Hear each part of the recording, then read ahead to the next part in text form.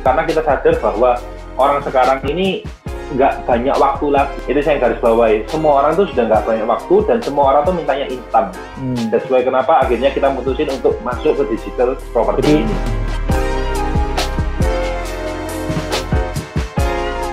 Halo, sahabat Petra Business Insight. Sangat bahagia sekali pada hari ini kita bisa bertemu lagi untuk satu episode Petra Business Insight ya. Seperti komitmen kita bahwa melalui channel ini, sahabat PBI atau Petra Business Insight diberikan wawasan tentang bisnis, inspirasi tentang bisnis supaya kita semua bisa semakin bertumbuh begitu ya. Bahkan kalau menurut rektor kami, Pak Juwantoro Harjito, bagaimana kita semua bisa keluar dari situasi ini lebih baik, lebih kuat, begitu ya.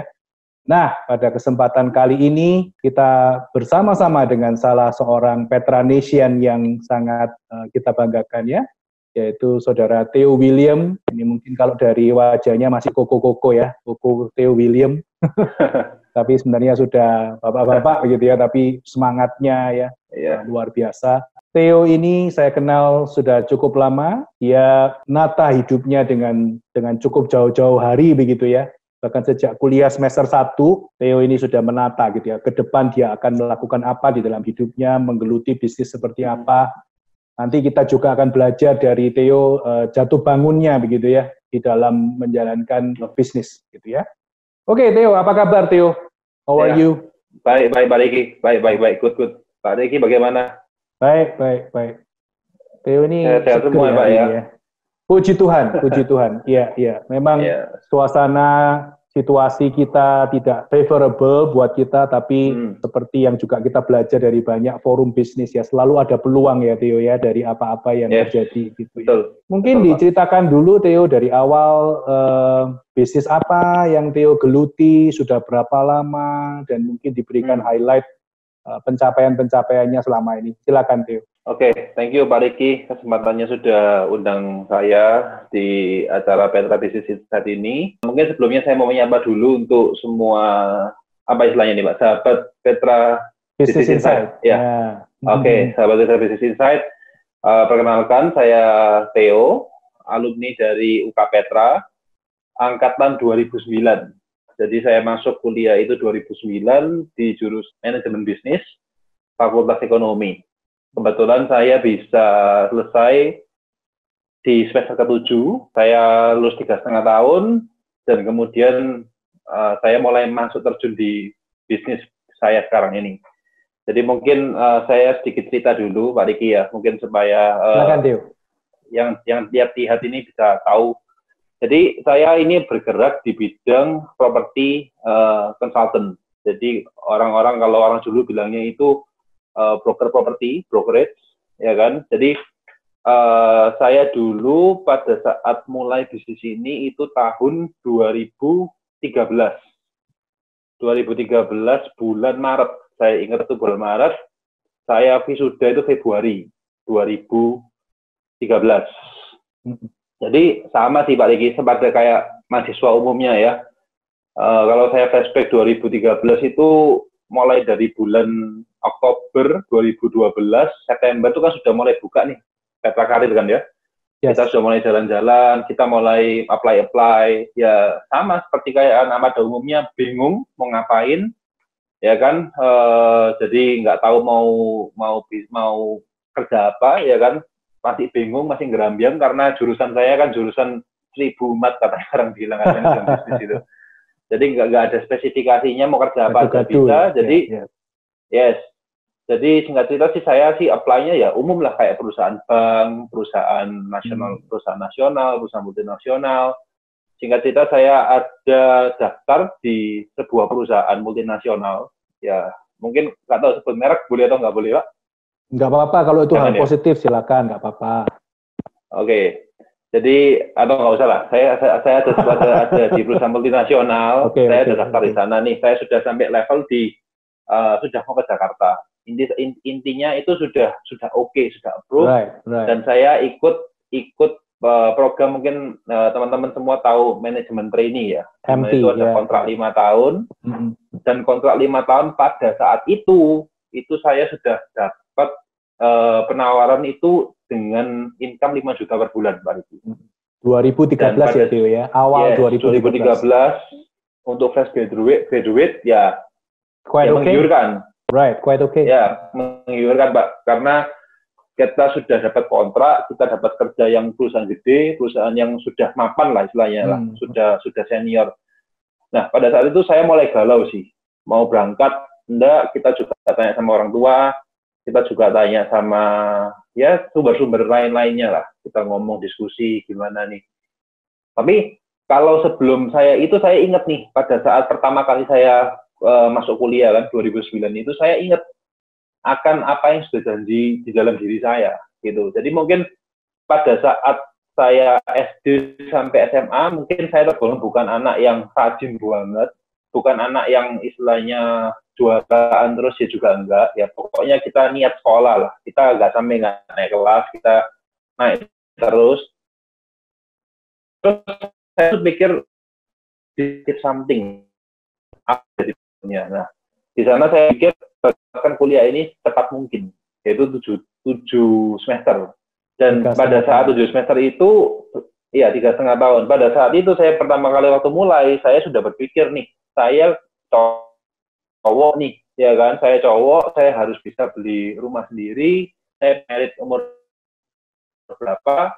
Nah, semester 1 saya mulai set up semua. Jadi saya mulai pingin beli properti rumah tinggal, itu saya mau beli di usia 25-an, saya mau married di usia 27.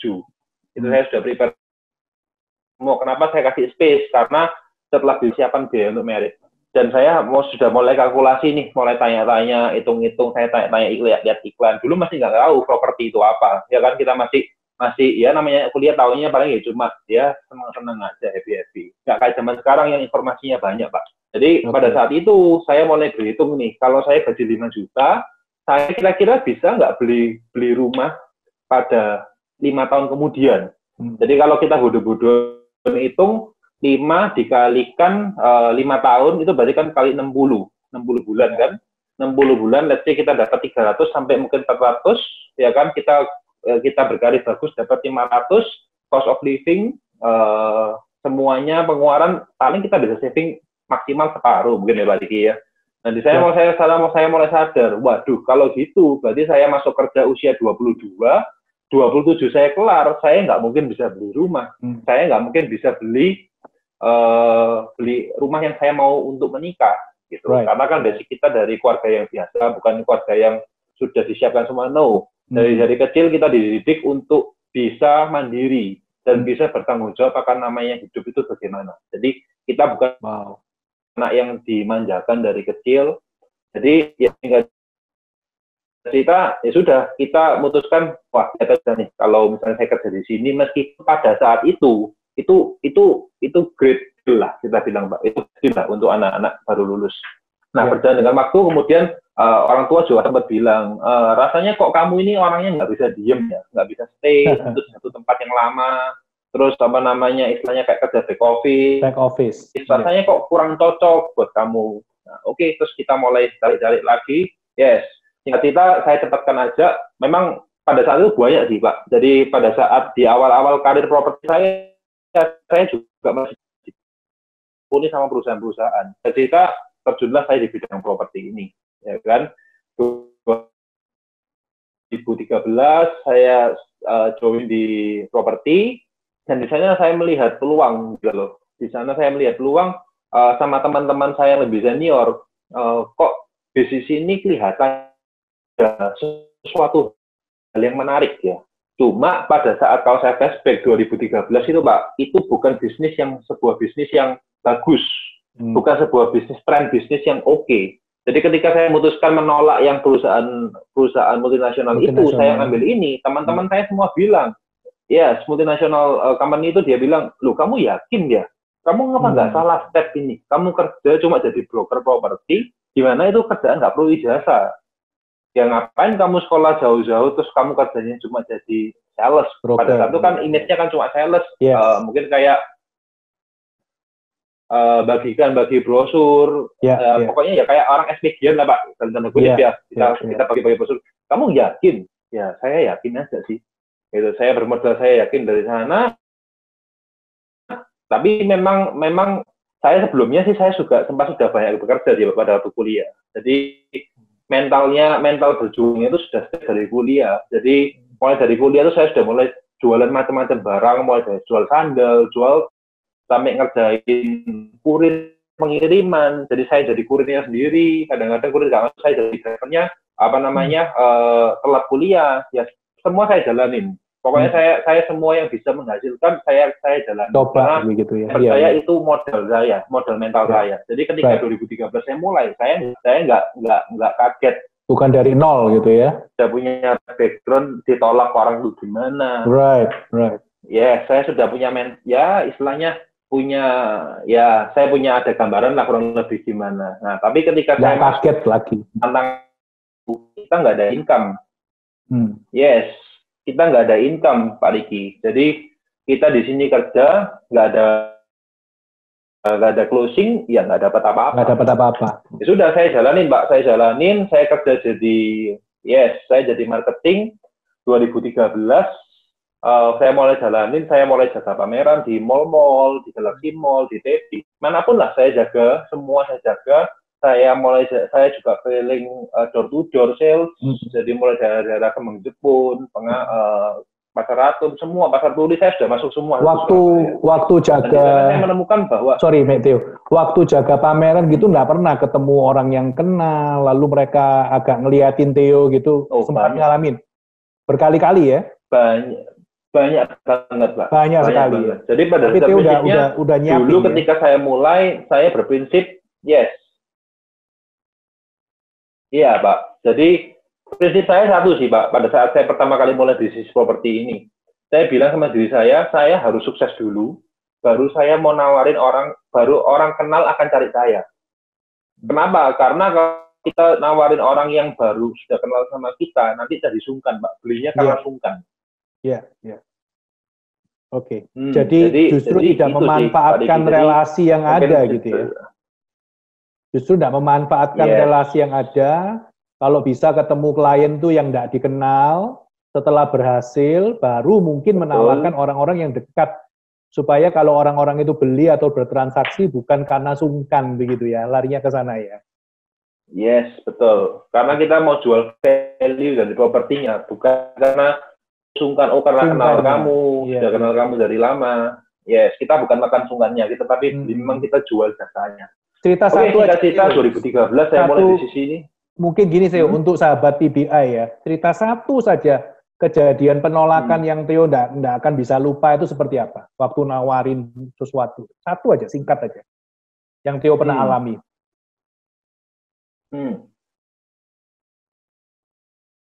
Kalau penolakan yang paling mungkin saya benar-benar pada saat itu sedih sih. Sampai saya dan tanda kutip sedih dengan pekerjaan saya. Saya pada saat masuk ke satu toko di daerah kuno, daerah bisnis ya, daerah dan sekitarnya. Saya masuk toko itu nih, saya kasih brosur, saya tanya sama orangnya, Pak, Mas Misi, ini bosmu yang mana ya? Terus mari gitu, saya dibilangi, oh itu bosnya yang baju kuning di dalam toko. Kamu masuk aja, kamu kasihkan brosur saja. Biasanya sales juga datang ke sana. Oke, makasih Mas, saya masuk. Pak, permisi, betul ya, Bapak pemilik tokonya. Saya tanya karyawan di depan, katanya Bapak ini punya toko. Saya mau kasih brosur aja, Pak. Saya cuma bilang, saya mau kasih brosur aja, Pak. Oh, bosnya nggak ada, bosnya pergi. Loh, saya bingung loh. Bukannya tadi di depan bilangnya bosnya pergi ya, bosnya ada. Iya, bosnya pergi, nggak ada. Loh, terus pulangnya kapan, Pak? Oh, bosnya nggak pulang ke sini, bosnya sudah nggak pernah ke sini lah. Nah, pada saat itu saya berpikir masa sampai segininya ya pekerjaan kita mengganggunya kok sampai tidak dianggap gitu loh, Pak. Itu sempat sedih ya, sempat down ya. Yes. Ya. Tapi ya kembali lagi. Keluar dari toko itu lagi, saya akan selalu bilang itu akan jadi memori yang paling indah, memori yang akan menjadi bekal saya di kemudian hari, Pak, penolakan ini. Nah, singkat cerita, saya cepat flashback aja selama 2013 sampai 2015 saya berkarir sebagai marketing dan pencapaian saya bisa sampai masuk di top 10-nya nasional untuk sales. untuk sales, Pak. Jadi untuk sales, peringkat 7 ya kalau nggak salah ya. Peringkat 7, betul. Saya jadi untuk penjualan itu dalam 2 tahun itu sebelumnya ya, di sebelum 7 ya ada di bawahnya. Tapi intinya top performance-nya itu pada saat di top 10 nasional itu, dalam kurun waktu 2 tahun itu. Berarti waktu itu Theo usia berapa ya? Yang sampai 7 nasional itu? 25, 24, perpindahan segitu, Pak. 24, 25-an. Dan 6 yang di atasnya Theo itu usia berapa? 6 orang yang itu di atas. Itu senior semua, Pak. Senior semua. Itu senior semua. Itu mereka-mereka yang sudah experience-nya sudah di atas 10 tahun, di atas 15 tahun mungkin ya, Pak. Wow. Oke. Jadi sampai istilahnya ya kita benar-benar sudah nggak toleh kanan kiri, ya kita taunya ini kita kerjakan to the best. Fokus, oke. Ya, fokus. Jadi penolakan sudah mungkin sahabat Petra Business Insight yang sudah bidang sales pasti sudah tahu lah. Pahit garamnya di sales ini, wah kalau benar-benar mentalnya nggak kuat pasti pulang duluan, pasti nangis, Pak. Istilahnya kan mereka, istilahnya pride mereka kan diinjak. Harga dirinya, iya. Yes. Jadi saya selalu punya prinsip di bisnis ini, kalau mau terjun di bisnis properti, ibaratnya kita harus benar-benar sudah mengesampingkan namanya sungkan, malu atau sebagainya. Selama kita nggak cheating, kita nggak nipu orang, kita nggak curi uang orang, kita kerja semaksimal mungkin aja. Ya singkat cerita saya setelah itu 2000 saya masuk top 7 itu saya mulai berpikir nih, next ini apa, next levelnya. Kira-kira apa yang bisa saya lakukan next nih setelah ini. Nah, pada saat itu mulailah teman-teman saya yang dulu meragukan saya 2013 mulai melirik nih. Kamu kerja apa toh? Kok istilahnya di bisnis kita ini selalu kita ngomong percepatan, Mbak. Yeah. Jadi orang lain achieve ini berapa lama, di bisnis properti ini kita bisa achieve berapa lama gitu. Right. Jadi kita selalu ngomong percepatan. Jadi 2 tahun saya kerja di sini, 2-3 tahun saya kerja di sini, saya sudah level ini. Teman saya yang kerja di sini 2-3 tahun baru segini. Jadi mereka mulai tanya nih, biasalah anak-anak muda kan mulai kepo, kalau bahasa sekarang kan mulai ingin tahu. Nah, sudah saya cerita nih, cerita, banyak yang tertarik, Pak. Banyak yang tertarik. Oke lah, kalau setelah itu akhirnya kita beli franchise nih. Jadi kita buka kantor 2015. Di usia berarti itu 24, Pak. Saya kan kelahiran 91 ya, 24. Ya. Nah, itu istilahnya babak berikutnya di saya. Yang dulu saya cuma harus mikirin diri saya pribadi, saya sekarang harus bisa membagi waktu sama teman-teman yang lain. Sama tim yang lain, yang mungkin usianya ada yang di bawah saya, ada yang mungkin jauh di atas saya. Dan saya belajar next chapter-nya itu tentang leadership, Pak Diki. Oke.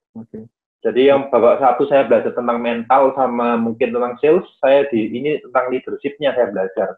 Right. Bagaimana teamwork-nya, bagaimana problem solving-nya teman-teman gimana. Terus buka bagaimana kantor saya sendiri. Yes, saya juga pikir bagaimana caranya saya juga bisa encourage mereka untuk mereka punya spirit tanding yang sama dengan saya. Right. Ya pada saat itu semua penolakan saya itu kepake semua, Pak. Right. Di lapangan babak belur itu yang menjadi ini ya, betul. Oke, paham. Jadi lucunya ada cerita, ada tim saya juga keliling di toko itu juga. Brosur saya itu masih ada di sana gitu, Pak. Jadi mereka tuh lihat, loh itu kan ada brosurmu. Ya, aku bilang, ya itu bukti nyata. Itu memang saya drop brosur semua ke sana. Dan jadi dropping itu tidak sekedar dropping ternyata ya, harus menyapa, harus say hi, dan siap dengan yang tadi itu dibohongin lah, dianggap tidak ada lah gitu ya, dianggap mengganggu lah. Oke. Lalu bisnis ini ya, bisnis properti ini, thank you Theo ya, insight yang bagus sekali, ngajarin anak muda bahkan sebelum lulus.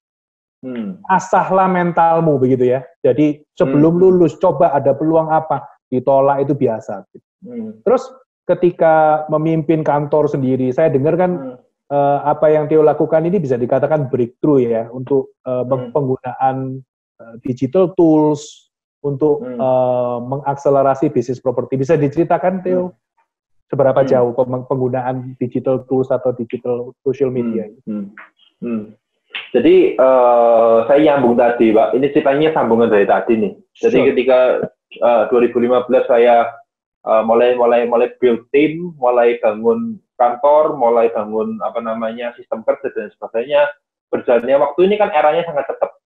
Jadi mungkin kalau Pak Riki flashback juga di tahun 2017-an itu kan tiba-tiba teknologi itu kayak mulai muncul yang namanya selebgram, mulai yang namanya influencer, mulai muncul yang namanya istilahnya banyak hal-hal baru, Pak. Nah, dan cepat sekali ya. Satu hal baru, jadi hal baru lagi. Itu nggak kayak 2013. Right. Ibaratnya hal baru satu kita belum kuasai, sudah keluar hal baru lagi. Hal baru lagi. Nah, di sana saya pikir nih, bagaimana nih cara saya bisa inovasi, Pak, dan tanda kutip. Inovasi dengan tim yang ada, dengan berinovasi tanpa batas. Istilahnya kita tidak dilimit, tidak di press lah. Sehingga kita 2018 akhirnya kita memberanikan diri, kita mulai bangun satu brand sendiri. Kita tidak ambil merek, yaitu brand kita sendiri, brand DB Real Estate Indonesia. Okay. Dimana brand ini DB Real Estate Indonesia, DB Real Estate, Dream Big Indonesia. Betul. Ya, jadi mungkin saya sedikit cerita filosofinya, kenapa kok saya bangun brand ini, karena ya semua mulai dari kita, ya semua brandnya berangkatnya dari mimpi itu. Jadi mimpi kita sih pengennya bagaimana kita bisa deliver the best property sih buat para klien-klien ini. Nah, singkat cerita ya kita harus perbanyak yang namanya fitur-fitur itu. Nah, fitur-fitur itu mulai berdiri ya mulai dari sini, Pak. Ini berangkatnya cikal bakalnya. Jadi mungkin terdengarnya yang kayak Theo nggak dapat di sebelumnya ya, Theo ya, bisa dibilang begitu ya. Di franchise nggak dapat ilmu-ilmu itu, malah ketika bikin DB ini kayak bisa ngembangkan sayapnya sendiri begitu ya, terbang sendiri gitu istilahnya. Yes. Apa contoh-contohnya, Theo, yang kita gunakan? Ya mungkin gini sih, Pak, mungkin supaya jelas juga, sebenarnya di setiap chapter kehidupan saya itu saya belajar hal-hal masing-masing yang positif sih, Pak Riki. Jadi each part itu kasih saya experience yang benar-benar tidak terlupakan, yang bisa kalau nggak dapat itu ya mungkin nggak dapat hari ini. Ada lagi, oke. Yes. Cuma prinsip kita kan harus next level terus, harus next level. Nah, mungkin tadi yang Pak Riki tanyakan apa yang menjadi inspirasinya? Ya, mulai dari yang simpel aja sih. Kapan hari kita berangkat kan dapat kesempatan jalan-jalan ke luar negeri juga. Kita lihat nih perkembangan properti di luar negeri itu kok benar-benar move-nya cepat banget ya. Ibaratnya orang itu ditawarkan dengan berbagai macam teknologi yang high-tech semua. Mereka bisa kontak agent dengan aplikasi, kontak agent dengan video, dengan dan lain sebagainya. Nah, kita terinspirasi dari sana sih. Simpel aja sih, Pak Riki. Jadi, sebulan dari sana, kita belajar lagi. Sekarang setiap tahun kan kita, kan kebetulan perusahaan kan ada trip ya, Pak ya. Trip reward. Kita juga berangkat ke Dubai, kita lihat properti di sana. Yes, kita setiap tahun kan ada trip reward ke negara-negara masing-masing. Nah, pada saat di Dubai, kita lihat, towernya itu kok benar-benar amazing. Teknologinya keren. Marketing yang jelaskan ke kita itu kok benar-benar sudah high-tech sih gitu loh. Jadi ya kita terinspirasi dari sana sih, Pak. Jadi kita pulang, kita berangkatlah, kita buat yang namanya aplikasi. Kita buat yang kemarin ini juga mulai boom juga YouTube kita, YouTube channel kita. Di mana kita membuatkan konten-konten yang bisa mengedukasi orang, karena kita sadar bahwa orang sekarang ini nggak banyak waktu lagi, Pak. Correct. Itu saya garis bawahi. Semua orang tuh sudah nggak banyak waktu dan semua orang tuh mintanya instan. That's why kenapa akhirnya kita mutusin untuk masuk ke digital property ini. Bisnis properti yang dulunya orang harus meluangkan waktu ninjau rumah sendiri, dibarengi brokernya, buka pintu rumahnya, keliling-keliling, itu sudah ada waktu gitu ya. Janjian ketemu itu sulit. Maka akhirnya DB jemput bola dengan review rumah, review properti gitu ya. Dan dibuat sesingkat mungkin ya, supaya tidak terlalu membuang waktunya customer ya. Betul. Yes, paling kita buat average 10 menit, max 13 menit, Pak. 13 menit ya? 13 menit selesai ya? 13 menit selesai. Kalau rumah yang ukuran medium ya. Meskipun yang besar pun kita juga pasti under 20 menit. Right. Jadi di sana kita menegaskan apa yang menjadi selling point, apa yang bisa di highlight. Jadi ketika kita meet up dengan klien, semua sudah setengah mateng, ibaratnya kayak gitu. Karena saya kalau misalnya ngomong, kan setiap tahun ini perpindahan bisnisnya sama sih Pak, jual beli properti jasa kan. Correct. Tapi ketika saya masuk, itu mungkin eranya SMS selesai, pindah ke eranya BlackBerry. Era BlackBerry selesai, pindah ke eranya namanya WhatsApp. WhatsApp selesai, masuklah ke sosial media lagi ya. Jadi kita ini terus ngikutin terus. Mungkin 2023, yes. 2023 ya kita nggak tahu. 2025 ya kita masih riset terus Pak. Apa yang kira-kira bisa. Itu sih, Pak Diki. Ya kebetulan kemarin juga itu kita satu hal poin penting Theo yang tadi Theo sebutkan. Jadi trip itu sekalian belajar ya. That's a good idea ya. Yes. Jadi itu berapa orang Theo yang berangkat sampai ke Korea, ke Dubai begitu? Itu sekali berangkat sekitar 15 orangan ya Pak ya. 15 orang ya. Ya, jadi 15 itu mereka-mereka yang memang achieve dari target sales. Kita dari company kan memang ada reward buat mereka. Dan setiap kita berangkat itu kita pasti cari reason why-nya kenapa kita pergi ke sana. Jadi kita sebelum pergi ke Korea kita sempat pergi ke Shanghai, ke China, Shanghai, Beijing, ya kan. Jadi kan di sana kan memang tempat-tempat yang istilahnya negara Asia yang benar-benar maju pesat. Dan kita selalu pasti cari, kalau setiap pergi itu kita pasti adakan event itu yang selalu di tower, Pak. Jadi yang kita selalu mengadakan event itu pasti yang misalnya cari tower tertinggi. Itu kita pasti kepingin datang. Di Dubai kita pergi ke Burj Khalifa kan. Ke Shanghai kita kan pergi ke apa itu tower apa saya lupa yang tinggi itu juga namanya. Ya Shanghai yang jadi tower tinggi kedua. Yang ada bola-bolanya itu ya. Ya. Jadi kita selalu ngajak tim ke sana supaya experience mereka itu mereka bisa cerita deliver ke klien ini loh imajinasinya. Karena kan kita nggak bisa pungkiri Indonesia ini kan soon kan akan ke sana. Yes. Ketika kita dijelaskan tentang Dubai, yang pertamanya padang pasir, yang nggak ada apa-apa, tiba-tiba berubah jadi kayak gitu. Langsung jadi yes. Ya itu Pak, reason kenapa luar biasa kita lihat ya. Jadi di sana. Liburan, reward, tapi juga learning, gitu ya. Dapat inspirasi lagi, gitu ya. Sehingga dia kalau nanti quote-unquote melayani klien itu udah hanya sekedar kata-kata, tapi gitu. Ternyata ini sudah dia sudah kayak kesetrum gitu ya dengan kemajuan properti di luar negeri. Wow. Oke. Itu juga membantu help buat kita juga ketika kita meeting dengan developer, kita bisa kasih ide-ide yang mungkin out of the box nih. Karena kan terus terang kan market kan juga lumayan padat ya, karena semua orang bangun. Kita bisa kasih ide-ide, brilliant idea buat developer bisa create something lah. Ini karena kan yang lagi musim. Saya dapat informasi dari salah seorang chefnya di Indonesia yang lumayan terkenal ya. Dan dia mengatakan salah satu cara membuat seorang chef itu jago masak itu adalah keliling dunia makan gitu. Jadi makan apa yang enak dia harus tahu taste gitu. Jadi ini semacam begitu ya. Kalau orang itu dipapar dengan ini loh, property development di luar negeri sudah sebegitu majunya. Ya, dan perusahaan juga nggak segan untuk mengeluarkan dana seperti itu karena toh memang mereka achieving gitu. Theo, bagaimana caranya Theo membina staffnya Theo, property consultant di bawah benderanya Theo ini apa yang dilakukan sehingga mereka bisa achieve seperti yang tadi Theo ceritakan? Monggo. Jadi pada sekarang orang itu dasarnya tidak suka diatur. Itu yang selalu saya pegang prinsip. Orang sekarang itu tidak suka dikasih yang namanya terlalu banyak rules.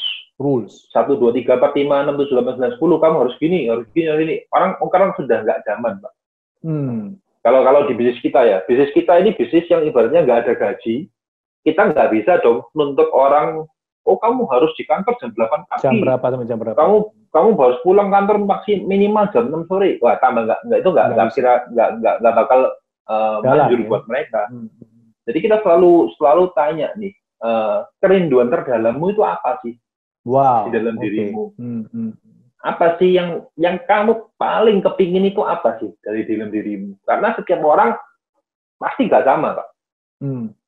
Pasti nggak sama. Dan pasti mereka juga punya yang namanya standar itu beda-beda. Jadi ketika kita sudah tahu reason why-nya, kenapa dia harus bisa sukses, nah kita baru bisa masuk lewat sana. Jadi kita mulai pendekatan dari sana, dan mereka yang set goal-nya sendiri. Jadi kita bukan bicara di angkanya, tapi kita bicara reason why, kenapa kok kamu harus achieve itu. Kenapa kok kamu harus bisa achieve ini? Kenapa?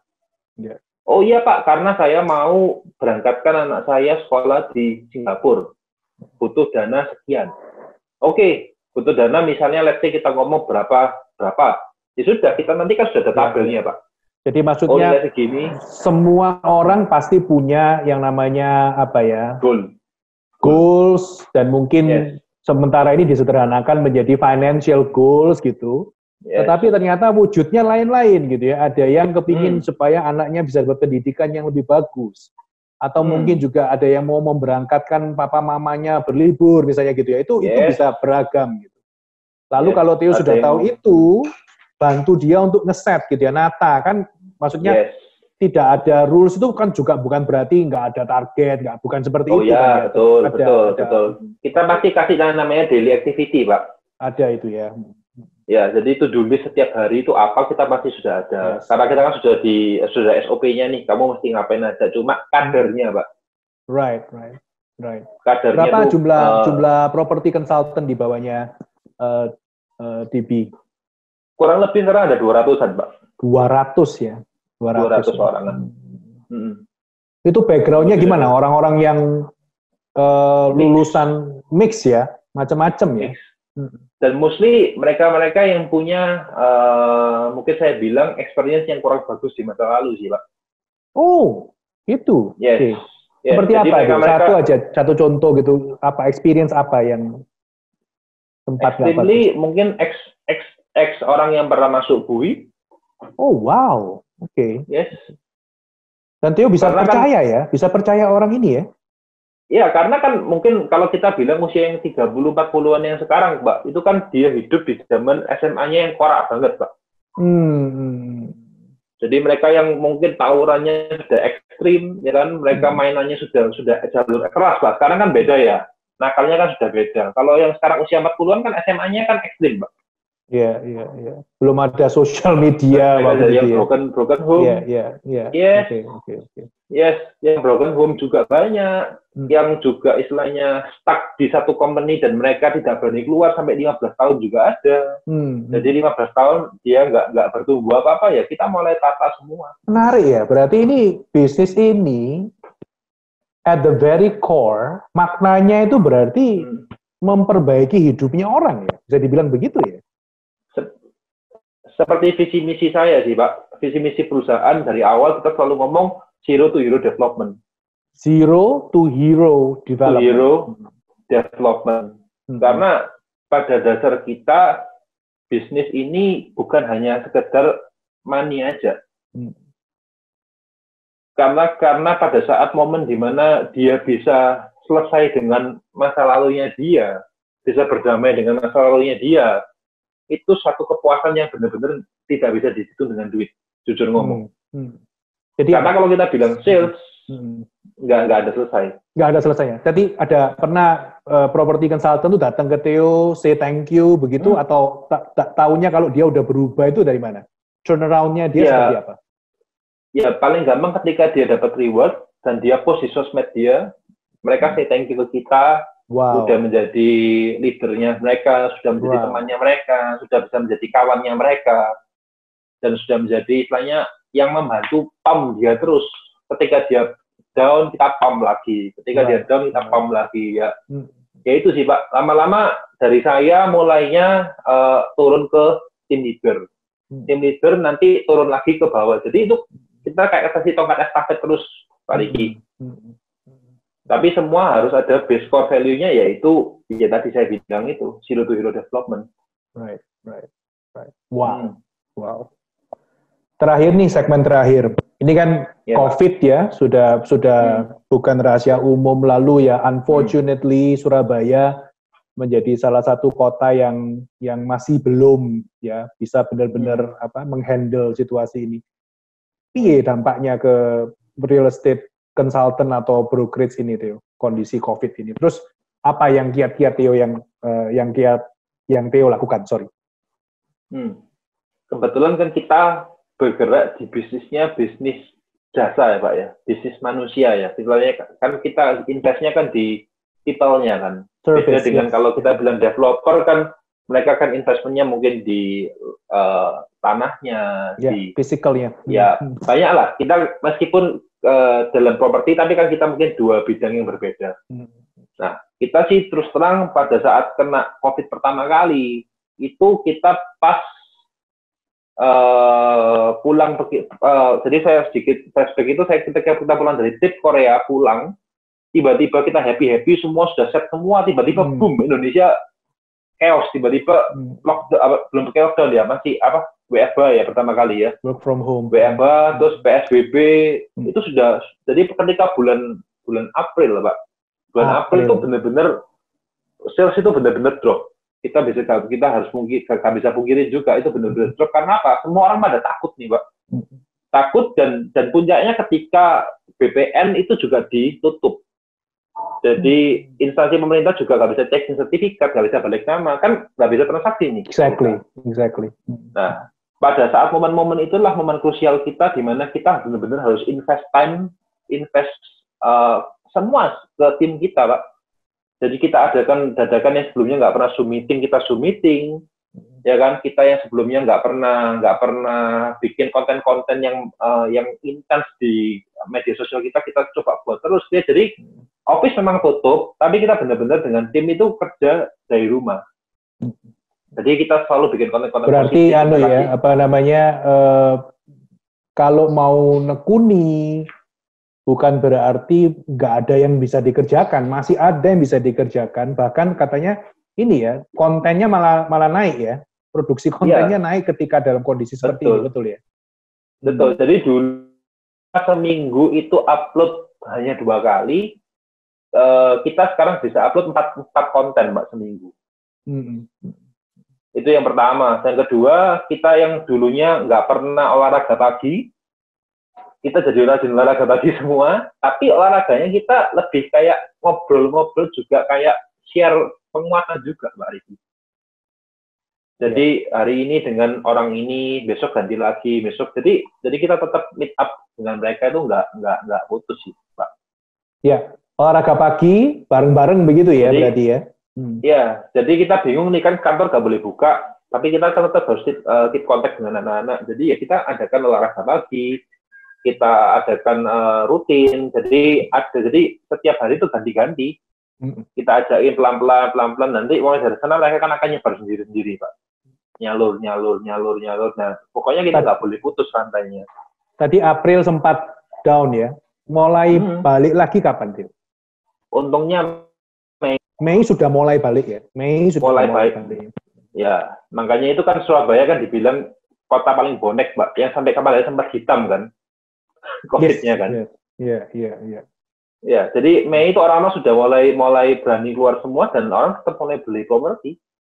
Iya. Tapi pada saat kita bulan April itu kita benar-benar susun semua database kita susun semua network kita benar-benar pacu di bulan April, Pak. Jadi ketika Mei sudah mulai new normal, kita sudah mulai pick up lagi.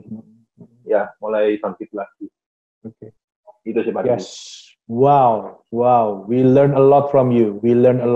Thank you so much. Thank you, Pak. 200 ya di usia, berarti sekarang Tio berapa ini? 91 berarti 29, not Pak. even 30 ya, barely 30, under 30. Tapi mukanya pasti orang bilang 30 ini. Enggak lah. You look very young. Oke. Wow. Coba kita recap ya. Tolong koreksi saya kalau Pak Riki miss sesuatu. Satu berarti mental. Yes, absolutely. Saya rasa kok tadi Theo mengatakan dengan humble di bisnis ini, saya rasa kok di bisnis apapun kalau mau berhasil memang mental nggak mau gampang nyerah itu harus ditumbuhkan. Mental pemenang, Pak. Harusnya mental victorious, oke. Jadi ditolak, nggak diterima, dipandang remeh, sudahlah itu anggap makanan sehari-hari gitu ya, itu satu. Terus yang kedua yang saya lihat dari kisahnya Theo ini adalah adaptability ya.